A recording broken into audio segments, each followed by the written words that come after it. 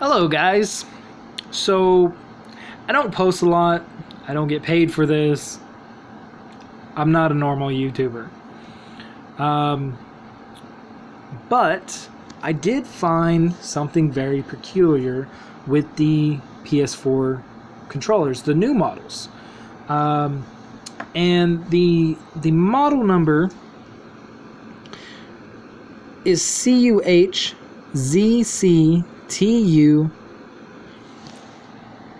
That's the model number. Now, if you look, now this is the back shell of one that I bought from store. Now, I apologize in advance. I'm doing this for my phone. I don't have any high-end equipment or anything like that, so please bear with me. I just wanted to show y'all though that in this model there is a capital A right there between the model number and then the description of what it is, which is the wireless controller. Now that capital A I think is rather significant because the controller that they sent me with my White Edition Slim does not have that A. Also, the board, the board itself is slightly different. Now, this one came from one of the A editions.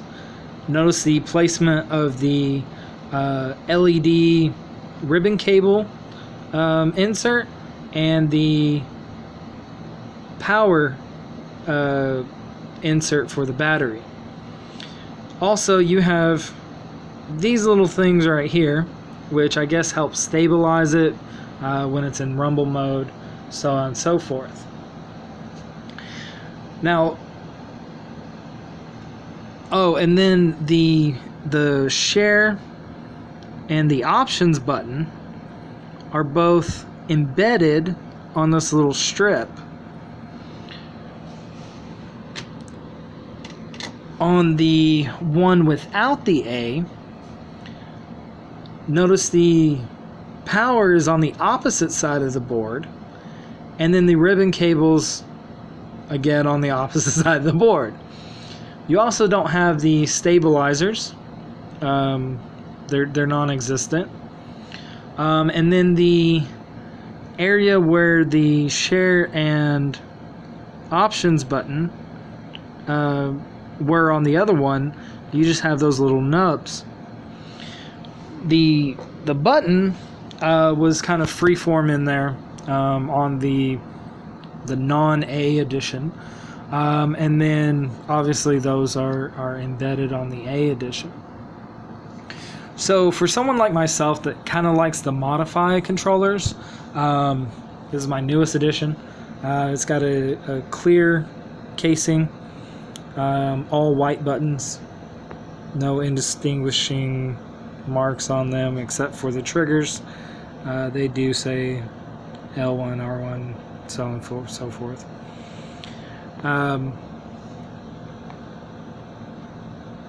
It kind of makes it hard to order parts online because of the significant difference in controllers. So I don't know if the non-A condition or non-A modifier is closer to the Pro controller or not. I'm not certain, but it does make a significant difference when it comes to customizing and modifying your controller. Also, a difference that I noticed is the battery compartment. This normally just lays directly on the motherboard, and that's the one for the A edition. And then this is the one for the non-A edition. The major significant difference that I see is that there's this tiny bridge right here that I guess keeps this a little bit more stable. And then there is this side over here that allows you to loop the cable in to plug it in. Also, they are not interchangeable. The pegs do not line up with the board, one versus the other, so to speak. And then also where the PS home button, this bad boy right here, the pad for it is in the top center position, where on the other one it's in the very center. I haven't seen a significant difference in the directional and triangle, circle, square, X combination. I haven't seen a significant difference in those, but there is a difference in the PS home button. There is also not a difference in the trackpad. That is pretty much the standard on both of them. You have this, and then if you take this part off, you have your board. Now, in the one that came with my white edition, the board is black, and I believe the circuit board is also a little bit thinner as well, so that may make a difference. I haven't found a significant difference in either one. It doesn't make the performance any better, any worse. So yeah, there's that.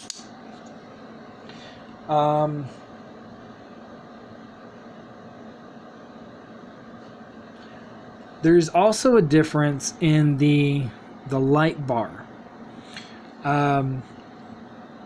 In the where did I set it? Okay. In the A edition, the light bar is curved on the top, whereas in the non-A edition, it's actually kind of rectangular. So it fits in the controller quite differently. I haven't noticed a difference in how bright the LED is on the front or anything like that.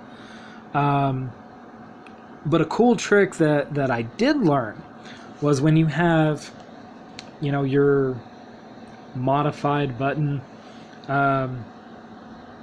if you want the LED to stand out a little more, you can actually shave the inside part up here. What I would suggest is the piece that comes out, it's got a ridge up here. So what I did was I placed it, I took the circuit board, well, when it first came, the circuit board was not in there. I had to transfer it over from one to the other. So while it was still in the original one, I placed this bad boy inside of that trackpad, this guy. And then I just traced out that line.